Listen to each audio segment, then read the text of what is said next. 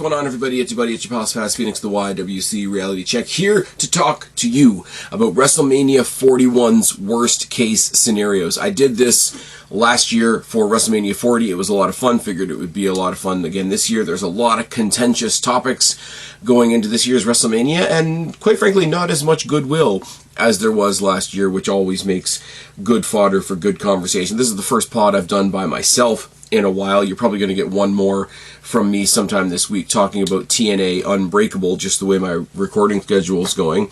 But that being said, I'll do the honorable thing first, and I'll send a shout out to my most of the time co-host Jake DeMarco. He's doing a shit ton of stuff as far as live streaming over WrestleMania week and beyond, and so are our good friends at the Wrestling for Life Network, who are doing the watch-alongs for damn near everything on the planet. Also, a quick shout out to Cody and Guapo, who joined us as well for the pre-WrestleMania Roundtable, which is the podcast that came out just before this one. That was a lot of fun. Great to get Guapo back on the show after a long period of absence, and good to welcome Cody to the show for the first time. Hope to get those guys on more in the future, as well as our long-lost friend Connor, aka OK Fabe, the legend himself. So, what's a worst-case scenario as far as the title of this pod, the worst-case scenarios for WrestleMania 41?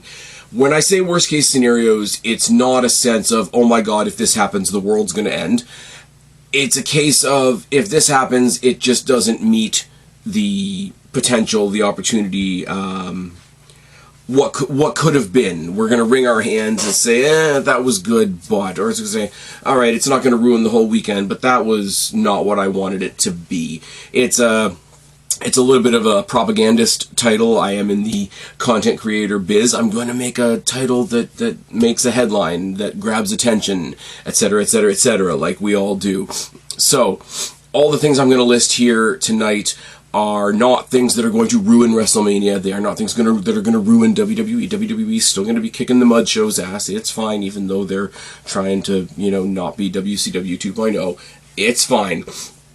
But these are the things that are going to make WrestleMania not quite what it could be. And to nobody's surprise, really, we're going to start with the tag team title scenarios. The SmackDown titles are not even being defended at WrestleMania. That's already been confirmed, so this isn't even a scenario. This is just happening. The Motor City Machine Guns are facing the Street Profits on the SmackDown before WrestleMania, which they desperately want you to believe is part of WrestleMania, but it's not. The SmackDown before WrestleMania is a giant kickoff. It's not the people in the stadium that get to see this. It's not the wrestlers in the arena that get to have the stadium experience. It's just not what it should be. And the Street Profits are the Street Profits. They are constant. They are consistent. They are solid. My big loss here is this should have been the penultimate result of the Motor City Machine Guns making the right decision to come to WWE, because Motor City Machine Guns are an awesome team that deserve a WrestleMania stage. Also, the way we haven't figured DIY in there somewhere is criminal. So, this is not a potential. This is not a worst case scenario. This is something we know. This is something that is definitely happening that is bad. There's a couple more on this list as well. As far as the Raw tag titles, they are on the show. It's going to be the Viking Raiders and the new heel New Day. And there's one of two ways this is going to go. Not a lot of these choices are like, oh, it better be this person that wins or I'm going to be pissed. I'd like to see the New Day win. I think the New Day should win because their heel turn was great. They went around in the back for a long period, like drilling you over the head with the idea that everybody backstage, like there's not a single person in WWE that supports what they did to Big E, but then they didn't really do much. They came out and pissed people off during commercial breaks, and they had some matches, they did some chicanery, they just had basically some examples of the New Day are heel, therefore they cheat now. They did some heel stuff. They got themselves into a title match on Raw.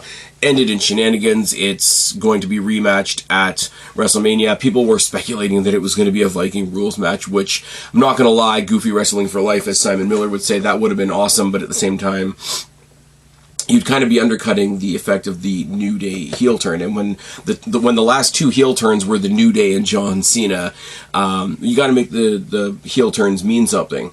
So if the New Day, 99% of me says they have to win, but if New Day aren't the biggest bastards on the planet after WrestleMania, either by winning through scheming means or losing but doing something so drastically after the fact to the Viking Raiders that they still end with their heads held high.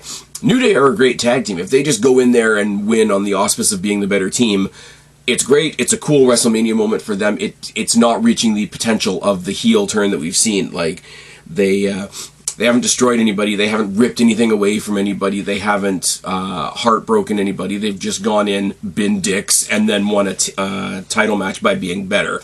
That doesn't sum up the promise of Impact on that first promo, that first turn on Big E, with him basically having his heart laid out on the table for everybody. So, Motor City Machine Guns versus Street Profits should be on the show, point blank, period. The Raw titles that are on the show has to be heartbreaking, or they haven't reached the potential there. Speaking of heartbreak, you got to look at the real life situation of Kevin Owens, who either just had neck surgery or is about to go in for neck surgery. So first and foremost, T's and P's to him and his family. Hope he's great.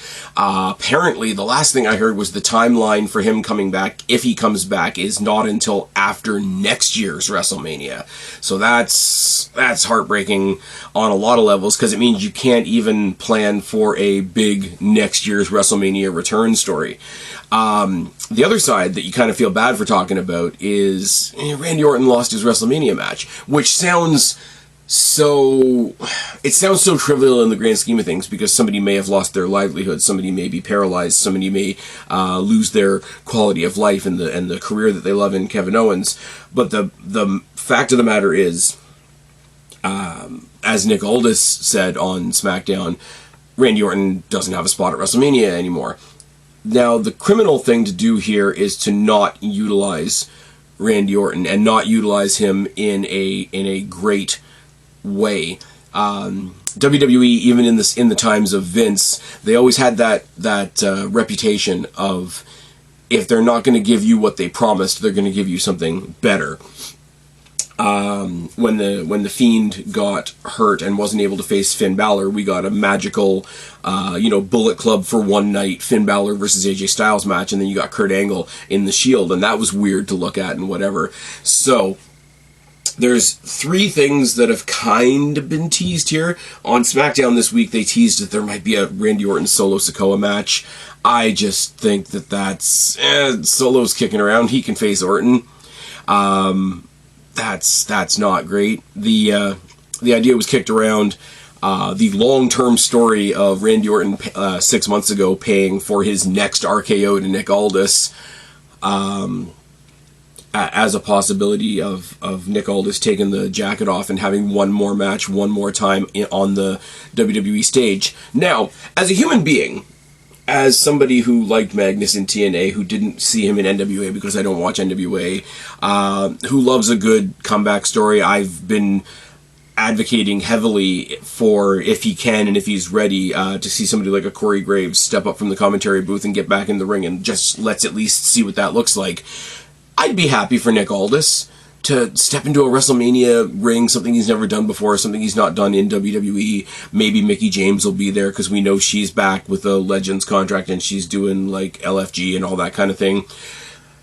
If that happens, I will enjoy it on that's a really cool thing that he gets to tick off of his bucket list thing, and I'll be happy for him on the night, and Randy Orton will give him a great match, and it'll be fine. But again, I go back to the WWE mentality, the WWE reputation of, if we can't give you what we promised, we'll give you something better. And I have to go back to, let's do a surprise on the night, let's do a Randy Orton open challenge, let's make somebody wonder who his opponent is. And there's a couple people, we're going to talk about this later, there's a couple people out in the ether that that may be coming back, that may be returning, that may be debuting for the first time, whatever you want to say. And the name that keeps coming up, and the name that's being teased, the name that was teased along with Rey Fenix, even though we already have Rey Fenix, is Aleister Black. So if you've got this open goal, if you've got this peg hole, in your WrestleMania card now, you've got a huge name like Randy Orton, who all of a sudden doesn't have an opponent. Doesn't that open up the spot for an Aleister Black comeback on the hugest stage possible?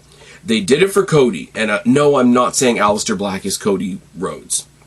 There's a lot of differences there. But the similarity is, and it has to be said, I don't want to make this a WWE AEW thing, but AEW are quote-unquote the competition. You want to show anybody working for the competition, hey, come on over here, the water's fine, look how good we will treat you from day one. This is not the only time I'm going to mention this either, I'm not going to lie. If Aleister Black is coming back to WWE, and it's pretty much a foregone conclusion, it's pretty much the predictable thing that he's coming back. It's pretty much set in stone, other than actually printing his name on the screen, that he's the one that's being teased in all those black and white vignettes and whatever. If you're Aleister Black and you left WWE ahead of time, where he was, and he was in a good spot, he was having a great series of matches that I would have watched once a week till the end of time between himself and Buddy Matthews, another guy I'd like to see come back. But he was very, very, very solidly in the mid-card as a great mid-card guy. If you bring him back, and the way you bring him back is on the biggest stage there is, on the grandest stage of them all, as they say, against a guaranteed, carved-in-stone future Hall of Famer like Randy Orton, and bring him back with the same pomp and circumstance that you gave Cody Rhodes, even for one night, that is going to help you with other people that are looking over the line, and coming over, like I say, to see the water's fine. It's not the only time I'm going to mention it. It's not the only time I'm going to mention it. If they don't replace the Randy Orton-Kevin Owens match with something mind-blowing, not necessarily Aleister Black, but something along those lines, something out of left field, something that doesn't really have a reason to be, because that can also exist in wrestling, I think they've missed a trick. If it's Solo Sikoa, man, I feel bad saying this, but who the fuck is Solo Sikoa at this point? Solo Sikoa is Tama Tonga's manager. Like, he's not even Jacob Fatu's guy. Jacob Fatu's already doing his own thing. Solo Sikoa is just a guy right now, which is really, really sad, and I hate to say it. The Aldis thing is interesting, and it's a feel-good story, and they could make that work as a really nice thing. But that's all it is. If they bring in somebody like Aleister Black, or like some other people that we're going to talk about later on, I think they will have doubled down on that WWE reputation of, if we can't give you what we promised, we're going to give you something better. Now, speaking of new people that just came in, new people that they are using as a template for, come to WWE, we will treat you like the star that you are. Jacob Fatu. This is one of the only times that I am going to say this has to be the result. Jacob Fatu has to be the United States champion. LA Knight is great. LA Knight is over with the fans. Fans have a lot of fun with LA Knight. They let him run with his gimmick. He's not Max Dupree anymore. He's got the crowd in the palm of his hand. All that stuff. Jacob Fatu is a star. Jacob Fatu is bigger than the group he came in as a part of. Jacob Fatu in the Bloodline 2.0 is like watching young Rock when he was in the Nation of Domination. And it's like, okay, he's there, but he's the guy. He's just the guy, and he's killing people, and he's trucking Braun Strowman around, and it's just, he's got the steamroller effect. He's very much the Braun Breaker of SmackDown. And LA Knight's a fun guy, but what LA Knight brings to the table, again, not to be dismissive of the guy, because I really like LA Knight, and I really like losing my voice in Scotiabank Arena every time they come to Toronto doing the yes, even when it's not him in the ring. It's not anything against LA Knight, but what LA Knight is, he doesn't need the United States Championship to be what Jacob Fatu could be. He needs a symbol. He needs a symbolic first rung on the ladder type thing, so that we can see that the monster is actually eating stuff. The monster is eating opponents. Now the monster needs to eat a prize. Jacob Fatu, again, I'll put it in the same the same category as the New Day, in the sense of either you need to get that achievement or you need to kill somebody and walk out on top.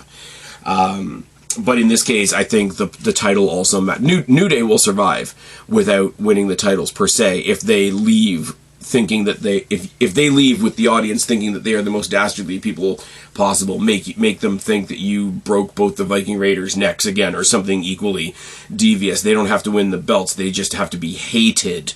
Jacob, I think, needs both. As much as people are on his side, as much as people are riding the Jacob Fatu momentum wave, and we're in a WWE right now that allows you to believe in those momentum waves, Jacob needs the belt. Jacob, if he doesn't win, not so much, oh my god, he's dead, but it's one of those results that if you get it wrong, it's going to deflate the crowd. And deflated crowd is hard to get back. I've got two sort of rolled into one here because they sort of tie into each other, and that's Bianca Belair winning and Jade Cargill losing. Now, I'm going to go over some stuff that I've already been into before. I've gotten lots of lovely comments in my DMs about the little clip I released about why the Bianca Belair inclusion in this match doesn't make sense. So I'm not going to go over that again because I'm just going to get more weirdos in my comment section calling me racist. Bianca Belair doesn't belong in this story because she has her own story. They've crowbarred her out of one story that didn't have a title match element to it, and they shoved her into another title picture that didn't need her so that she could be in another title match. It is what it is. Io Sky should win that title. I'll be biased with that. I'm behind Rhea Ripley because Rhea Ripley is the biggest star out of all 5 women I've mentioned here, followed very closely by Jade Cargill, who I'm really worried about getting steamrolled in this scenario. But Bianca Belair, they have to do a whole lot of fast moving to make that work. There's still 2 brands technically, so if Bianca Belair wins the title, is she taking the title to SmackDown? Are there going to be 2 titles on SmackDown? Is that an automatic draft of her to Raw, and then does somebody else go to SmackDown? Do you slide Rhea Ripley over to SmackDown? No, I don't think you do, because I don't think that title picture on SmackDown needs her right now. As much as I love Rhea Ripley, Io Sky should win this. Io Sky, being the one that's been pie-faced by both of her opponents, has not done her any favors as a champion. So she's spent the entire build of this championship match not being treated like a champion. So out of the 2 people that are not treating her like a champion, the one that doesn't even really belong there, being the one to benefit from all of it, is really, really bad and leaves a bad taste in the mouth, because then you've still got 2 stories to address, because she still has to go back and address the story on SmackDown at some point, and it gets muddier and muddier and muddier. Now, is that a post-WrestleMania problem? Yes. Are we in that messy time right now where we do the draft and the brands matter, and then we hit around Royal Rumble time and everything gets muddy until WrestleMania? Yeah, we are. And I've said it before, I would advocate for just clear it up, write it in stone. The draft matters from post-WrestleMania to December, and then it's the Wild West from January to April or whatever WrestleMania is, and then we firm things up again, because you know they always cross over, they always bleed the stories a little bit at WrestleMania season, so just say that that's what it is. On the other side of the coin, Jade Cargill, like Jacob Fatu, like Aleister Black if he comes back, like the Motor City Machine Guns, who made the right choice. Jade Cargill's another one who didn't have the experience under her belt necessarily, who was kind of thrown in the deep end when she came to WWE because they didn't do the detour to NXT because they saw the star power they had in her. If you get buried under Naomi, who they've tried to make a thing a lot of times, and I really want you to think about what I'm saying here for a second. They've kept Naomi around for a long time, even after the stunt that she pulled with Sasha Banks. You know, all's been forgiven. It's great when you marry the right person and you get a little bit of political sway. But if you take her career as if she never left, think about how many title pictures she's been in. Think about the title WrestleMania pictures she's been in. Think about the other highlighted, high-level pay-per-view situations she's been in. Think about the fact that they've tried to tag team her with every popular person at the time. And she's still where she is. And Jade Cargill is a star. Jade Cargill's a star. And if she loses in this first ever outing, because she was put in the big 3 for WrestleMania, and that was cringe, and then they locked her into a tag team with Bianca, and then they wrote her out for the storyline for whatever personal reasons or whatever. This is her maiden voyage as a single star. People buy her as a star. WWE presents her like a star. If you bury her under Naomi, it's not just that Naomi's cringe and it's a burial and that happens all the time. It's, you're not what we've told people you are. You're already over after being here less than 2 years, and this person who we've been trying to get over for 10 years is over you. Like, there's a star power to Jade Cargill that is going to exist until you tell people it doesn't, and that's exactly what you'll be telling people to do. Jade Cargill should be headlining. Jade Cargill should be positioned to be the Godzilla to Monday Night Raw's King Kong in Rhea Ripley. We should be building somebody like Jade Cargill as the equal to Rhea Ripley, and then after her, nipping at her heels would be like a Zarya or a Jordan Grace or whatever. If her stumbling block is Naomi, that ain't it, man. It's really not. And as I say, as somebody that you've trapped in a tag team for so long, to have her finally go out, like I say, maiden voyage as a singles star in her first big singles feud, in her first big singles match on a pay-per-view, and to hit a rock at the first stumbling block is promotional malpractice, if I can steal a phrase from somebody that I don't really like. Sticking with the women's division, and we love this word in wrestling, in the wrestling community, in the IWC, in the WFU that's taking over from the IWC, which is great. The highlight is Charlotte Flair buries Tiffany. Now, again, notice I said buried, not beat. I don't care. I mean, I do care. I would love Tiffany Stratton to win this match because I like Tiffany Stratton. It's a huge building block thing for her. I don't think she's buried if she simply loses. If Charlotte Flair is the veteran and she outwits her, or has a couple of shady shenanigans up her sleeve and gets the better hand or manipulates the referee or whatever. But if she walks in there and mollywops her and dog walks her around the ring for 5 minutes and walks out with another title in such a way that Tiffany Stratton walks away from the ring with us all wondering, why did she bother putting her boots on today? That's a problem. Now, people are going to say that she's done that regardless because it's Charlotte Flair, and how dare she be white, blonde, successful, and have an unpopular dad. But they can book around that. They can have Tiffany Stratton go 20 minutes, show what she can do, because we know what she can do. She's so good and so over, despite the fact that she's a heel, despite the fact that her gimmick should make you cringe. She's the Barbie girl, daddy's girl. WWE's gone so far from the diva ideology that diva is now a gimmick. She's not terribly great on the microphone, I will admit, and despite all that, she's still over because in the ring she fucking goes. Give me a match with her for 20 minutes, showing what she can do, showing that she can fucking go, like Rhea Ripley did with Charlotte Flair not that many years ago. And people said it was the best match of the night. I don't think it's Tiffany wins or she's buried, but I do think win or lose, she can get buried, and that idea can be put across. You can have Charlotte win this match without burying Tiffany, and I think there's a difference between Charlotte beating her and beating the shit out of her. And as long as there's not a total burial, there's stuff to come back to. If Charlotte wins and then Tiffany comes back the next 2 pay-per-views and they run it back in a trio, best of 3, whatever WWE likes to do, 1, 2, and then there's the decider. Maybe Charlotte gets the belt off of her. They do a couple of back and forths on TV. Maybe one of the filler pay-per-views, maybe Clash in Paris. There's another rematch, and her final shot is at that first ever 2-night SummerSlam that they've got coming up on the horizon. You can have a fumble here for a bigger victory for Tiffany Stratton later on down the line, but not if you make her look like somebody that never should have shown up in the first place. So, platform Tiffany. If she wins, I'll be ecstatic.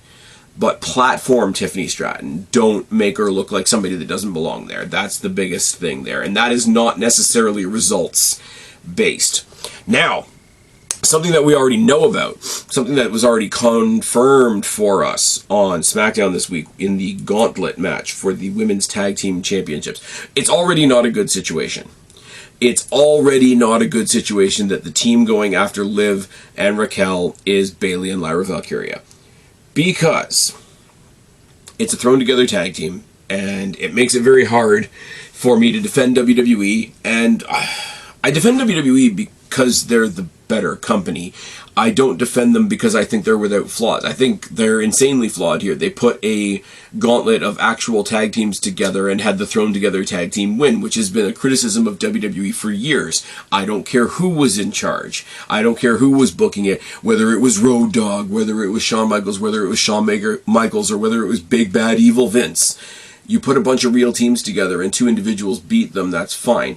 Now, the other side of that coin is you are trying to feature the current Women's Intercontinental Champion on in one half of that team, and in the other half of that team is a main event, big pay-per-view, former champion, former WrestleMania champion in Bayley. So to have the two of them beat a bunch of tag teams that are actual tag teams but are mid-carders, there is an argument to be had for that.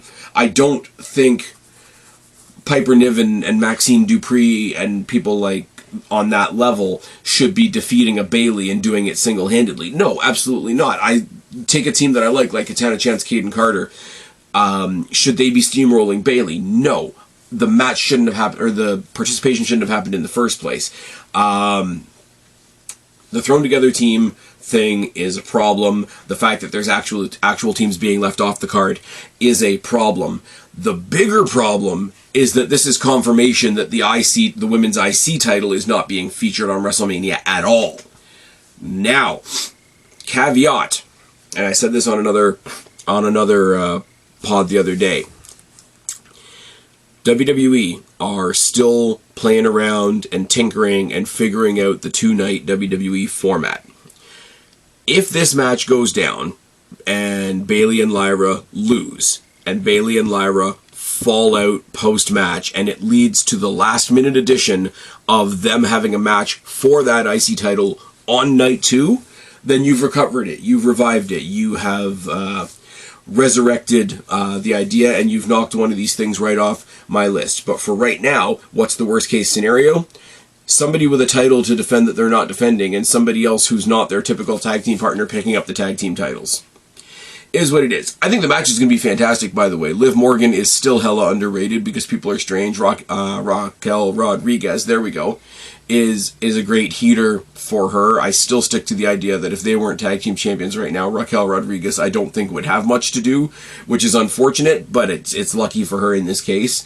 Lyra and Bayley are awesome. I think Lyra's still finding her feet on the main roster. Putting her with Bayley is not going to hurt her in that regard.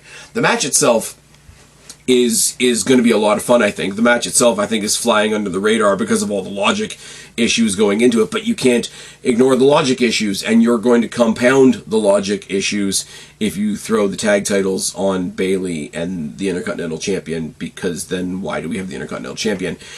And doubling down on that is the fact that it looks like we're not getting a Women's US Championship match either. We had Zelina Vega on SmackDown this week win a match against Chelsea Green by countout, but there was no fallout from that other than to announce that on WrestleMania SmackDown there's going to be a 6-person tag with Chelsea Green and the Secret Hervis taking on Zelina Vega and Caden Carter and Katana Chance, which is cool. It'll be a fun match. Like I say, SmackDown is a gigantic kickoff panel at this point. Putting people on that show does not make them part of WrestleMania. It's the same thing that I said with the Street Profits. It's the same thing I said with the Motor City Machine Guns. Unless we get a situation where Zelina Vega's team wins on SmackDown and that leads to them adding that match onto the card off the cuff that night, it's a huge loss. And it's a bigger loss than with Lyra, because Lyra, as I say, is still finding her feet. I think still going very, very underrated by a lot of people. I think people are being a lot more harsh to her than she deserves. But by comparison, Chelsea Green has taken that title and run with it. She's used it to formulate this gimmick. She's bringing 2 other stars along with her for the ride. The gimmick is fun. It's a much more fun version of the political-esque gimmick that somebody like a Mustafa Ali is pulling off equally well, I think, on TNA. It's just the fact that less people watch TNA. But Chelsea Green has taken that belt. She's taken the brass ring, as the cliche goes, and she's absolutely run with it. And the fact that she has not already been rewarded with a spot on the WrestleMania card for that, it says something about, you know, do they recognize what she's doing? It says something about, do they want to recognize those new titles that they've just created? And it says something that on NXT of all shows, their mid-card championship, yeah, now it's a cheat code. It's going to be 6 women in a ladder match, so that's going to get everybody's attention regardless. But once again, I'm the NXT mark that's going to say, how is NXT the only ones getting it right? How is NXT the only ones getting it right as far as producing a believable, valid, valuable, prestigious women's mid-card championship? Partially because so much of the programming on NXT is female focused, which is awesome, but also NXT feeds the main roster. They are not 2 different machines. They are 2 gears of the same machine. They're run by 2 guys that are buddies. They're run by, you know, NXT and WWE are run by DX. Like, put your hands together and figure this shit out. Triple H, copy Shawn Michaels' homework if you need to. It is what it is. The IC title's not being defended. The US champion isn't even being featured on the card. These are bad things. And the fact that the non-featuring of the Intercontinental Championship is being facilitated by the featuring of the women's tag team titles makes people resent the women's tag titles as well. And all the actual women's tag teams, like the Secret Harvest, like Katana Chance and Caden Carter. I mean, you could have had Alba Fire and Isla Dawn in there. It's fine. The 2 remaining members of the Pure Fusion Collective, I mean, Zoe Stark and Shayna Baszler are right there for you. I don't know what to say, man. It's disheartening for all the people out there that are sick of me talking about how good WWE is. I'm not going to shy away from where they're falling down. And it gets even weirder when I talk about the IC title, because the worst case scenario for the Fatal 4-Way between Finn Balor, Dominic Mysterio, Braun Breaker, and Penta, the worst case scenario is if I get the winner that I want. Because the guy I want to win, the guy that I really want to shoot back up the card eventually, is Finn Balor. Now, Finn Balor has experience. He was technically the first Universal Champion, and then he got hurt and blah, blah, blah, blah, blah. Had 2 different killer runs in NXT and took NXT on his shoulders for a while. Became one of the pillars of NXT along with Ciampa Gargano and Adam Cole, Bebe, who's, you know, been treated so well by the other company. But Finn Balor is a fun guy, and he's been part of a fun act for a long time, and they exist as a group, and they're fun as a group, and all this type of thing, and he's been in the Judgment Day for all the different iterations of the Judgment Day. But I need this guy, because he's picked up tag gold as well. He's been in tag situations with himself and his protege JD McDonough, which is really cool for them. I really loved that from the real life point of view. Him and Damian Priest were also champions. He had Damian Priest back when Damian Priest cashed in his Money in the Bank, when they all stood up there with all their belts and championships. WrestleMania last year, the kickoff of Night 2 of WrestleMania last year, was the peak of Judgment Day stuff. But it was Finn Balor standing back in Damian Priest's shadow moments before, or sorry, I should say months before Damian Priest eventually left the group. Finn Balor needs to not go babyface, but go a little bit princey outside of... They need to find a way to break up the Judgment Day, keep them all heel. Because you'll get Liv, Raquel, and Dom going off together. I think Carlito's eventually just going to fade into the background, if I'm completely honest with you. Finn will go his own direction, or Finn and JD might be a tag team when JD comes back. I think that would be a really nice story to come back to as well. Finn Balor becoming the Intercontinental Champion would be awesome for me and for anybody like me who's still holding on to the idea of Finn getting something.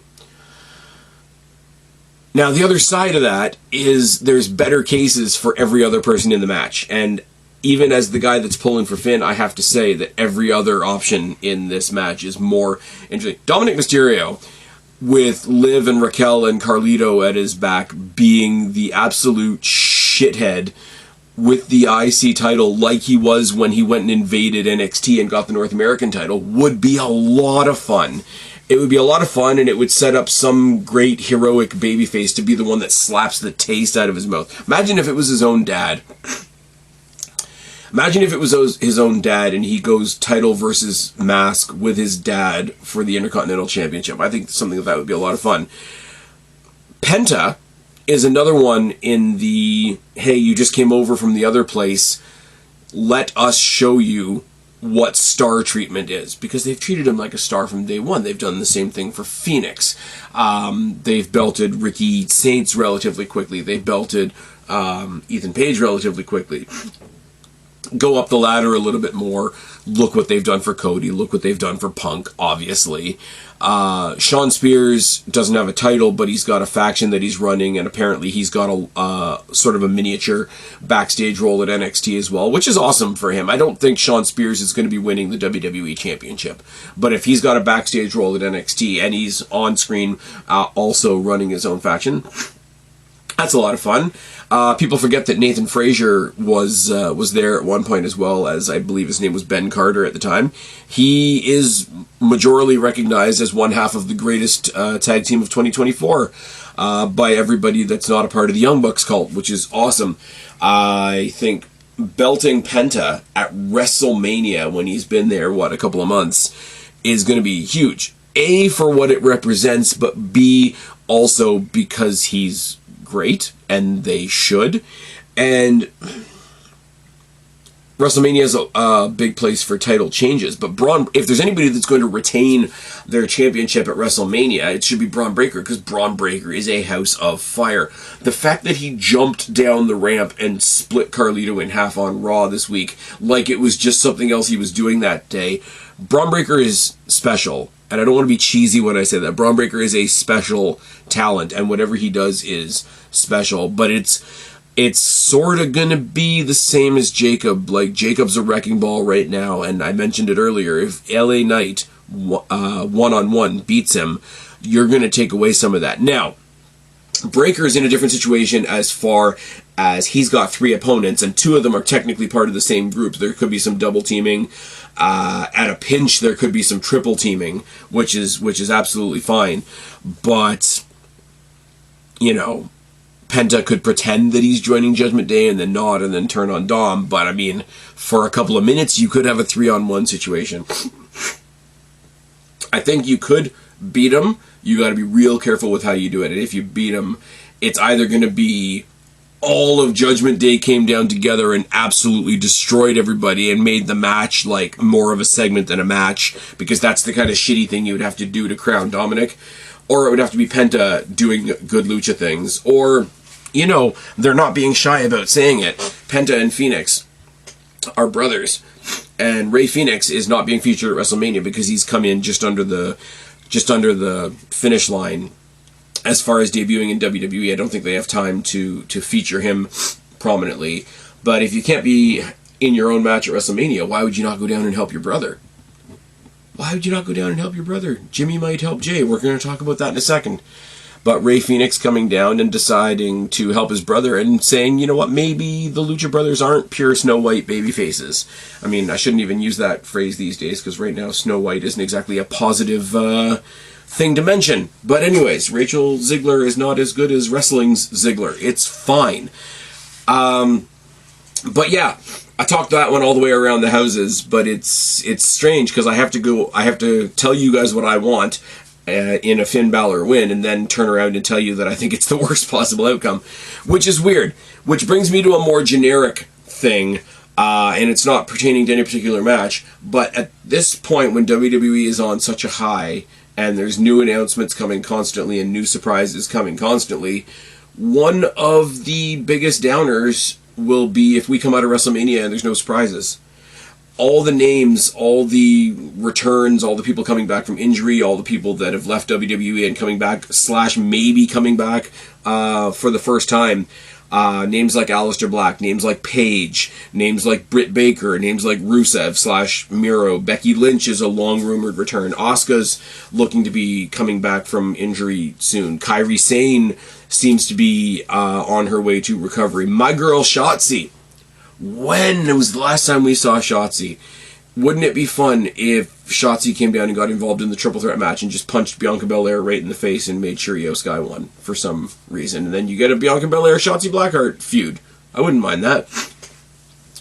But there's so much, when we talk about how there's so much going on and so many names to fit in, you forget all the names that are out. You forget that Ilya Dragunov is still off injured. You forget that we haven't seen Sheamus in a while. You forget that Becky Lynch is back with WWE and we haven't even seen her on screen yet because she was involved in so much of the Netflix promotion, and she's in the video game. I'm playing the video game My Rise right now, and it's got Becky Lynch and Seth Rollins in it heavily.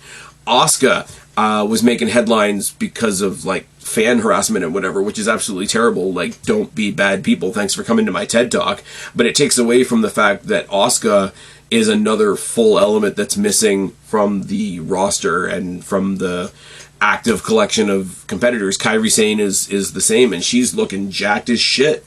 Kairi Sane, that we all think of as being, like this little tiny person standing at the end of the line of Damage Control, looks like she's jacked and stacked and ready to go. So, Black, Paige, Baker, Ilya Dragunov, Rusev, Becky, Asuka, Kairi Sane, Shotzi. I threw that in there because I'm biased. It's fine.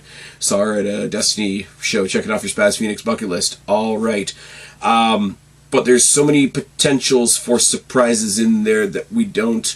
Of all the things we're predicting, of all the things we're going to preview, of all the, hey, I think this is going to happen, and this is going to happen, and this is going to happen, WWE has gotten to a level, to a quality right now, where if I don't walk out of a show experiencing something that I didn't expect, that I didn't call, that I wasn't even thinking about at the time, then they're not reaching the full standard of what they've presented us with at the time. And that's... I'm putting WWE on a high bar, and that's because recently they've put themselves in a position where I can hold them to a high bar. It is what it is.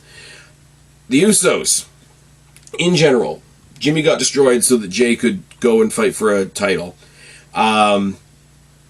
Jay's not losing this. It is what it is. So when Jimmy wins, and I think he will win, I think they're missing a trick if Jimmy Uso and Roman are not involved in that in some way. Now, I think their match is happening on the same night as the triple threat. There has to be some kind of acknowledgement because Jimmy got his ass kicked to get Jay here, and Roman is the one that has had to come completely full circle, who initially named Jey Uso main event Jay as a way of manipulating him, has to come around at some point and do the old acknowledgement, like, I said it as a joke and you made it real, that type of thing. People are getting sick of the bloodline stuff, I get it, but it doesn't mean you drop storylines that already exist. It doesn't mean you drop connections and histories and real meaningful moments that are going to be meaningful for people in real life, let alone in storyline. So Roman and Jimmy got to be involved. I would say Sammy as well, but I think Sammy's on a legitimate leave from WWE that he asked for ahead of WrestleMania season, so I'm not going to go against that. Obviously, Cody and him are going to have an interaction at some point as well, because they were tag team champions at some point. You have to acknowledge what got him here, and if you say nothing else, if you're, oh my god, I'm sick of Roman, he's a part-timer, whatever, the bloodline went too long, the bloodline was way too melodramatic, and this and that and the next thing, you can't not acknowledge that the biggest outside of Roman Reigns, outside of Sami Zayn, who was already a star, the bloodline existed to elevate other people, and they've done it for both of the Usos. They've done it for Jimmy and Jay, but Jay's on top. Jimmy, I was wishing, was going to be in the United States title picture. It's not happening. Instead, they have to they have to include that at the end. They have to have him by his side, or they have to have him out there afterwards, after the fact, doing like a, not quite a Benoit Guerrero hug, but the closest thing we can get in WWE in current day. Like, or does he turn on him? Does he get jealous? Do you get Jimmy versus Jay again, and everybody that was mad about it the first time can get mad at it all over again? You got to do the family stuff. You got to do the family stuff. And along those same lines, I'm not going to say too much about Rey Mysterio versus El Grande Americano, even though I think El Grande Americano is great. Oh, it's racist. No, it's not. It's a TV show. Fuck off. I'm not going to say too much about the match. I mean, it's Chad Gable and Rey Mysterio. The match is going to be fucking fantastic. If we don't make this, or let this be a nice moment for the fact that in general, WWE seems to very slowly be embracing luchador style and heritage and all that kind of thing. If Rey wins, for example, I don't care who wins. If El Grande Americano wins, that's going to be the funniest thing ever. But do something. Do it where Rey's entrance has Penta and Phoenix and Axiom and Dragon Lee and any other luchadors you can find in the entranceway. Have them celebrating with it afterwards. Let it be, yes, it's a real luchador and somebody pretending to be a luchador, but use this match as an excuse to celebrate the infusion of lucha influence that WWE is currently existing in, because that's, and I'm not saying capitalize on it like, oh, let's make more money, let's sell some more masks and whatever, but like, let's capitalize on this as one of those things that, yeah, Big Bad Vince didn't do this back in the day, we're doing it now. Celebrate that. Take a minute to say, look, we're different now, we're opening more doors. It's like the WWE ID program reaching out to indies, working with indies, the fact that WWE is working with TNA, the fact that WWE is sending a shit ton of people to Bloodsport this year, the fact that they're interacting with Noah, and I think it's like, what is it, not New Japan, but All Japan or whatever, and we've got Yoshiki Inamura in NXT right now. All the things that we didn't used to do, don't shine a light on, we should have done this earlier. Shine a light on the fact that we're doing it now. There's never been, I mean, other than when it was a joke, other than when CM Punk had to shave his head so he had a mask on, he was also facing Rey, other than when, like, the Hardys and Edge and Christian were doing Conquistador stuff, there's not been a more genuine, like, we have luchadors in WWE, and we're not making them all into one big faction, or like Penta's doing his own thing, Rey's doing his own thing, Rey's doing stuff with Dragon Lee, cool, fine, whatever. Rey Fenix is over on the other brand doing his own thing. Axiom is teaming up with Nathan Frazier, who's not even a luchador. But bring it together, shine a light on it, shine a positive light on it. This is something we haven't really embraced properly before. We're doing it now. Soak it up for those people that are really, really into the lucha stuff, that maybe did follow old school WCW before it went under, that maybe do tune into the Mud Show to watch, you know, Go Bandit Go and Parallelogram and the Beast More Toast. You know, you can get some of that at the WWE buffet as well. Come grab a plate, get your fill. I think if they don't capitalize on a moment like that, huge, gigantic missed opportunity.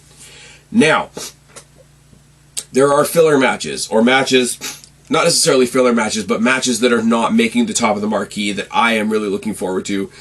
AJ Styles versus Logan Paul, and Damian Priest versus Drew McIntyre. One is a very mid-card concern. One could be considered a hop, skip, and a jump from the main event, because Drew and Priest have basically got themselves into a fight by the fact that they've both cost each other world title scenarios, etc., whereas Styles and Logan Paul are just two wrestlers that are going to mesh really well together and have an awesome match. The biggest thing is here is if the matches don't deliver. Styles and Logan Paul, I don't care what they disagree with. I don't care, like, oh, this guy's got an ego, that guy's got an ego, I'm going to shut this guy up, well, I'm going to shut that guy up. Okay, I don't care. AJ Styles, Logan Paul are going to be in the ring at one point on my TV screen, and it's going to be awesome. Drew and Priest is kind of the same way, where they've built a story around it, but I knew I wanted the match as soon as I saw the two of them go face to face. Two big guys going to drop bombs on each other. It's going to be fantastic. Not even trying to do the voice. But they're not, they are very, very decidedly not at the top of the card. and I don't want to watch the show on the night and know that WWE doesn't see these matches as being at the top of the card, if that makes sense. I don't want to see a situation where, well, we know you wanted to see Drew, we know you wanted to see Priest, so we threw them together and here they are, but it's not really our top concern right now. I don't want to be thinking that on the night. I want something to come out of this. I want title ramifications to come out of this. I want somebody to get busted open if you do it properly and not with a baseball bat made out of spikes. Styles and Logan Paul, I've got a lot bigger window for that to be really silly. Somebody's going to come out in a prime bottle, it's fine. Logan Paul's going to have a ridiculous entrance with a selfie stick. Maybe he's going to borrow one from Breezango or some stupid thing. AJ Styles is going to do the opposite. He's going to come out as the simple wrestler with the simple entrance to counteract the fact that this is the glitz and glam YouTube celebrity guy. Must be nice. I don't know what that's like. They're going to do their thing in the ring. It's like when Logan Paul and Ricochet had their match. You didn't really need to see them like have this big, deep, and involved story, and God knows Ricochet can't do that these days anyway. Styles and Logan, you put them in the match, it's going to be great. It's the same as, I'll throw it over to the other side, seeing as I was just a dick a second ago. I don't really care about Ricochet, and I'm not really sure what AEW is going to do with Speedball, and Kenny Omega's awesome. But you tell me the three of them are going to have a match, I'm going to sit down and watch the fuck out of that match. Same thing here. I don't really know what WWE sees in AJ Styles right now. Not in a bad way, but I don't know what they think he is right now. And Logan Paul is somebody that they have, that they've spent a lot of money on, that they've spent a lot of promotional time behind, and that they do a lot of business with, who does, let's be real, way more than an outsider that's had as few matches as he's had can do. Him and Bad Bunny and Pat McAfee have set the standard for celebrity involvement in wrestling, and that doesn't become not true just because you don't like Logan Paul. The match is going to be fun. There's going to be a stupid spot in it. Yeah, like I said, you know, I Show Speed's going to limp out there on one leg in the prime bottle or something ridiculous. But in between all that, there's going to be some fantastic wrestling, and AJ Styles is the kind of wrestler that will fill in whatever gaps are still in Logan Paul's game, which is fine. On the other side of the coin, you got Drew McIntyre and Damian Priest. I don't think these matches have anything to do with each other. I just think I have similar comments for both. These guys have all kinds of story. Their story dates back to title stuff, title scenarios, titles being won, titles being lost. It represents this huge deflection of Drew McIntyre not being able to handle the fact that he lost his feud to CM Punk. And Damian Priest struggling with, I'm on a brand new show. I had to get away from my old friends who were fucking with me. I had to get away from, you know, the guy that I wasn't prepared for in Gunther that took the title that I thought I was ready to carry, and maybe I wasn't. And like they're coming together at a time where like they just want to punch something, they might as well punch each other. I said a very similar thing recently about Rhea Ripley and Bianca Belair, and then they didn't go the direction I thought they were going to go, so that kind of went out the window. Sometimes Spaz is not always correct. Sometimes Spaz has better ideas than WWE. Look at that. It is what it is. But yeah, Styles and Logan Paul, Drew McIntyre and Damian Priest. The worst thing that can happen with those two matches is that the matches themselves don't deliver. I hate to say it, but I literally don't care who wins Styles and Logan. I lean towards Priest, but it is, again, it's a case of I don't rise and fall on whoever wins either of these matches. So the matches themselves have to do the talking. And I think by default, the main event, Punk versus Roman versus Rollins, I'm not saying this because I'm a Punk guy. I am a Punk guy. But I'm not saying this from a statement of being a Punk guy. He's your only option. So many people that I see online talk about Seth Rollins as the most exaggerated mid-carder WWE has, which I think is terrible, but it's a popular enough opinion that I have to mention it. They talk about him as the guy that doesn't belong in this match. They talk about him the same way as they talk about The Miz standing between John Cena and The Rock all those years ago, which I think is absolutely ridiculous and absolutely detrimental to everything that Seth Rollins has done in the past little while. But at the same time, the general mentality is that this is a CM Punk Roman Reigns match with Seth Rollins stuck in there, crowbarred in there, just kind of hanging on, kind of like the Bianca Belair of this match. So from that point of view, if he wins, it's going to go over like a wet fart in church. Now, with Roman, biggest name in the past, like, ever, you've got the same kind of argument, except it goes in the other direction, where he so belongs in that main event scene that people are bored of seeing him in the main event scene. And if he wins, it'll be, you know, same old, same old. And even people that don't mind Roman Reigns are going to think, well, why? What's he going to do? How's he going to carry that, etc.? Because we know Roman's a part-timer now. The one that is the most interesting, and this is going to factor into the last thing I'm going to mention as well, Punk because he's the best option, Punk because I want to see it, quite frankly, Punk because it will make everybody that gets angry more angry, and Punk because it'll make everybody that's celebrating him being back celebrate even more. But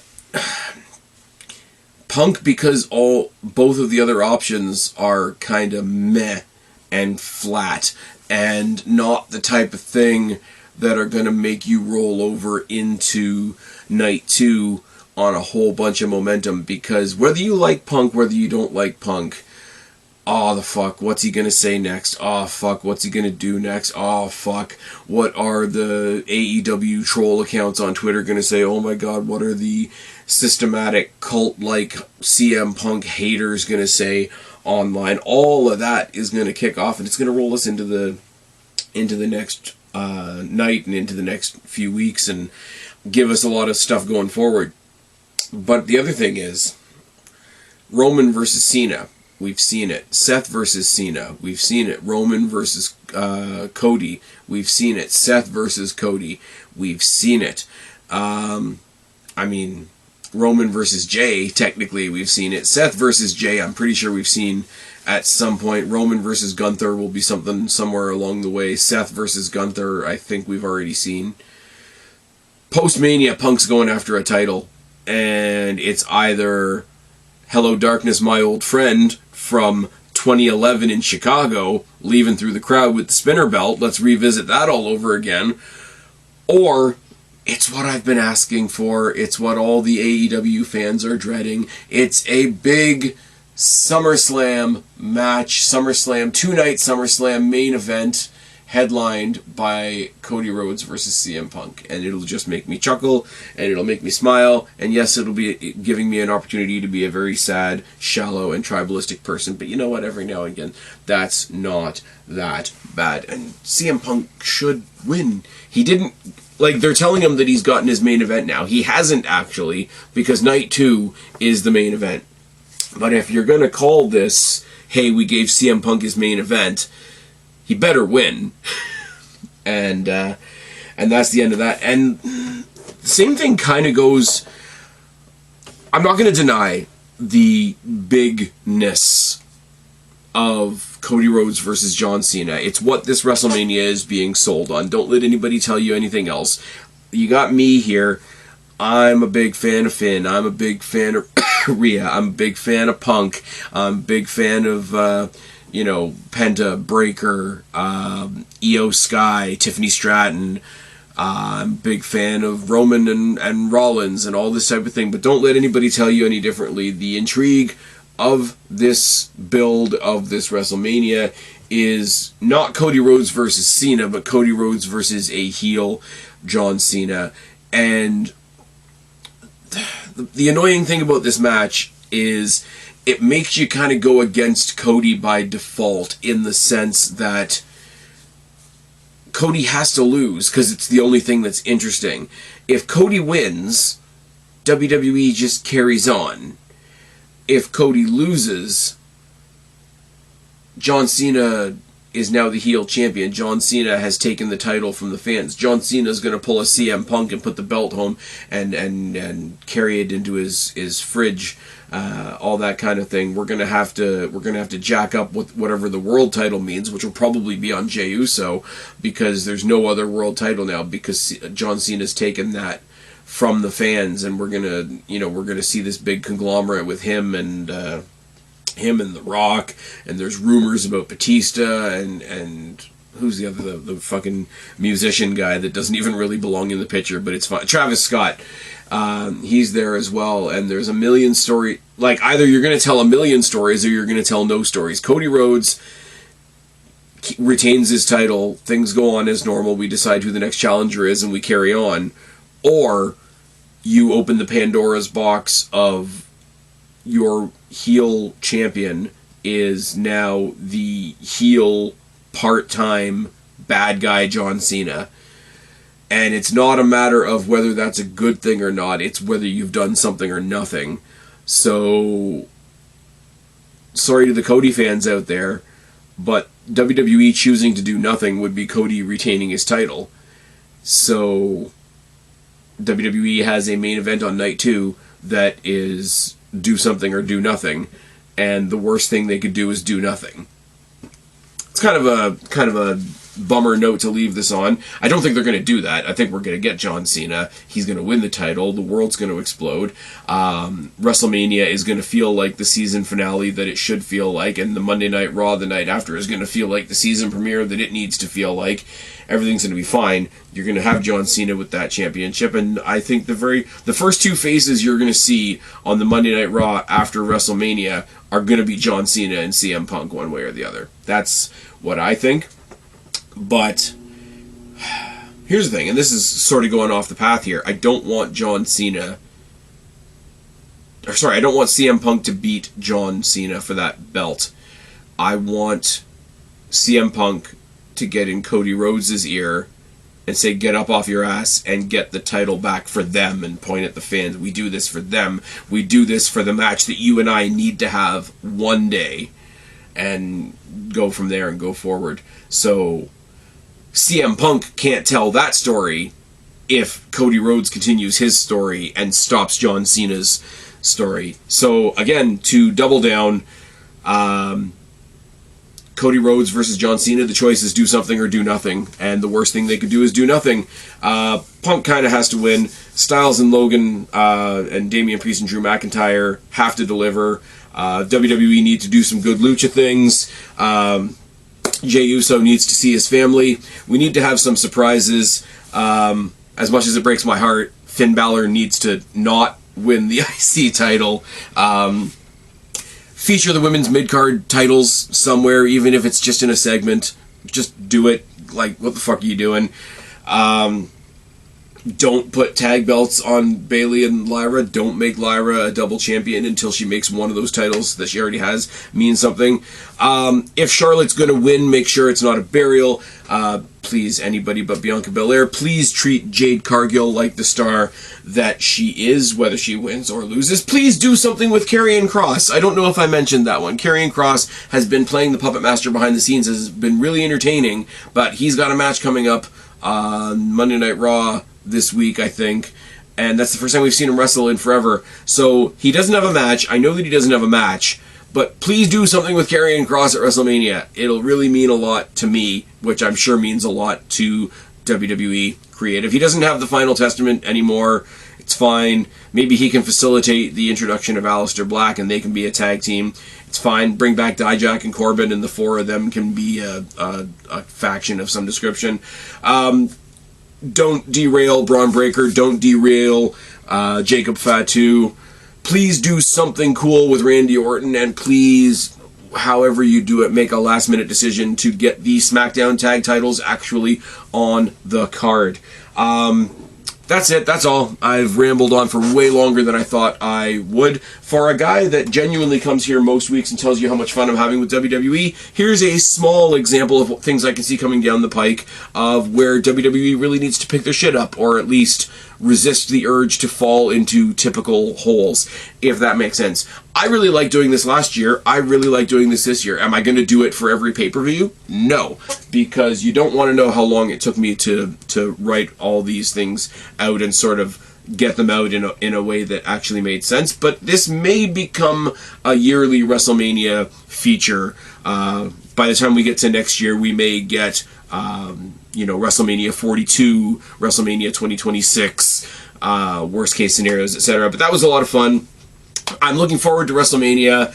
This is just the stuff that I don't want to see. We're going to do a lot of other things. I'm going to be over on Guapo's channel doing stuff. He's going to be over here. We're going to be doing stuff. It's going to be real positive. We've got some TNA stuff and some NXT stuff to throw into the mix as well. But I'm losing my voice, so I'm going to stop talking now. I've been Spaz, your YWC Reality Check. Subscribe up there. Talk down there. Start a conversation. Keep all these conversations going. Don't be a stranger. I will talk to each and every last one of you later. But for right now, I am tagging out. Bye, guys.